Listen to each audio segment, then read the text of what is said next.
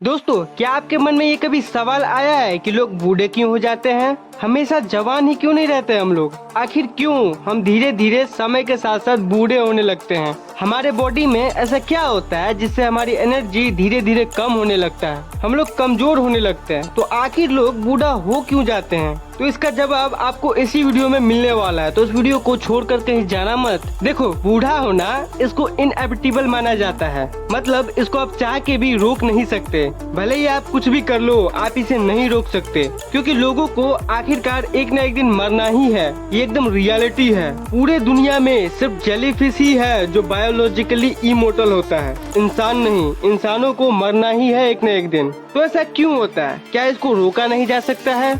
तो विज्ञान भी अभी तक पूरी तरह से एजिंग को नहीं समझ पाई है। विज्ञान ये कहती है कि हमारे बॉडी के अंदर जो सेल है, जिससे हमारा हाथ सब कुछ बना हुआ है, तो इसके अंदर डिवीजन चल रहा है कॉन्स्टेंटली। आप सबके अंदर सेल डिवीजन चल रहा है, सेल आपस में डिवाइड हो रहे हैं। तो एक सेल जब डिवाइड होता है, जो कि हमारे बॉडी में कंटिन्यूअसली चल रहा है, तो डिवाइड होता है, तो जो अंदर का डीएनए होता है वो भी कॉपी होता है। लेकिन ये पता चला है कि सेल अपने आप को परफेक्टली डिवाइड नहीं कर पाते। मतलब अगर सिंप्लीफाई करके मैं आपको बताऊं तो ए है, ए का एक कॉपी बनाओ, अब 2A आ गया, लेकिन इस ए का जो शेप है ये इससे उतना मैच नहीं करेगा। इसका कॉपी है, ये एग्जैक्ट वैसा नहीं बन पाया है। तो सेल में भी ऐसा ही होता है, कुछ पार्ट ठीक से कॉपी नहीं हो पाता है। इस कंटिन्यूअस डिवीजन में हल्का अलग और कमजोर हो जाता है। तो ओवर टाइम डिवाइड करने की कैपेबिलिटी जो है वो बिल्कुल इफेक्टिव नहीं रह जाती है, जिससे कि डिवीजन ठीक से नहीं हो पाता है। और डीएनए में सब कुछ इंस्ट्रक्शन होता है इम्पोर्टेंट, कि शरीर में सब कुछ जाए तो निगेटिव चीजें कैसे निकले,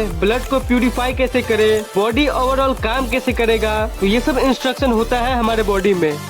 तो ये इंस्ट्रक्शन, अगर ये जो एक मैनुअल है, इसके पेजेस ही अगर हम लोग तोड़ दे, जो कि ओवर टाइम हो रही है सेल डिवीजन के चलते, तो फिर ठीक से डिवाइड नहीं हो पाएगा। जैसे मान लो 120 साल का कोई इंसान है, अगर उसको कहीं चोट लग जाए, या मान लो कहीं हाथ वाथ कट गया, खून निकलेगा, तो बॉडी के पास मैनुअल ही नहीं है कि उस खून को रोकना भी है। उसको आर्टिफिशियली तरीके से हम लोग को हॉस्पिटल ले जाकर के रोकना पड़ेगा। तो बॉडी में जो इंस्ट्रक्शन होते हैं सरवाइव कराने के, वो खत्म होते रहते हैं ओवर टाइम, क्योंकि सेल डिवाइड करते टाइम जो मैनुअल है हमारे बॉडी का, सारा सर्वाइवल्स नोट, वो नोट्स के पेजेस फटते रहते हैं हर एक सेकेंड। जी हाँ, अभी भी फट रहा है। और इसी के चलते हमारा बॉडी वीक होने लगता है और ज्यादा प्रोब्ड हो जाता है डिजीज के लिए। और इसीलिए किसी यंग एनर्जेटिक इंसानों को अगर चोट लगती है तो वो जल्दी ठीक हो जाती है। लेकिन वहीं अगर किसी बूढ़े व्यक्ति को चोट लग जाए तो उसके बॉडी में इंस्ट्रक्शन ही नहीं होगा कि वो कैसे ठीक करे। बॉडी को पता ही नहीं चलता है कि यहाँ कुछ हुआ है, और ओवर टाइम ये चीज बढ़ती चली जाती है। और इसलिए बुढ़ापे में लोगों को काफी बीमारियां हो जाती है।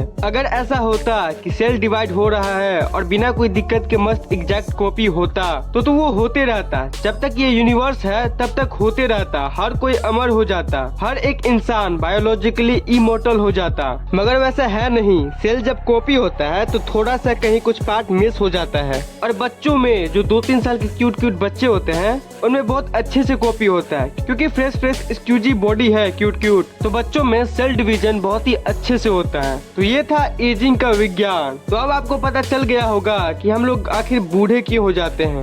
और मैंने आपको एक फैक्ट बताया था कि जो रफ आई रॉक फिश नाम का एक मछली है, जो कि 200 साल तक जीता है। सोचो, पानी का एक मछली 200 साल तक जीता है। लगता है हमारे से अच्छा सेल डिवाइड तो इनमें होता है। आपने जेलीफिश के बारे में तो सुना ही होगा। इसमें एक प्रजाति इमोर्टल होती है, क्योंकि इनके बॉडी में सर्वाइवल का जो मैकेनिज्म है उसमें जरा सा भी स्ट्रेस नहीं है। मतलब जिस तरह हमारा कॉपी ठीक से नहीं हो पाता है, सेल डिवीजन एग्जैक्ट नहीं हो पाता है, तो ये सब चीजें इनके शरीर में होती ही नहीं है। ये इमोर्टल है। ये तभी मरते हैं जब कोई दूसरा इन पे अटैक कर दे या फिर इनको कोई डिजीज हो जाए। ऐसे ये नॉर्मली नहीं मरते हैं, यानी इनका कोई लिमिटेड एज ही नहीं होता मरने का। बायोलॉजिकली इमोर्टल है ये सुनने में इम्पॉसिबल लगता है, लेकिन ये रियली बायोलॉजिकली इमोर्टल है। तो ये थे आज के फैक्ट। वीडियो को लाइक जरूर करना और नीचे कमेंट करना कि ये वीडियो आपको कैसा लगा, और चैनल को सब्सक्राइब करके बेल आइकन जरूर ऑन कर लेना अगर आपने अभी तक नहीं किया है तो। Thank you so much for watching this video.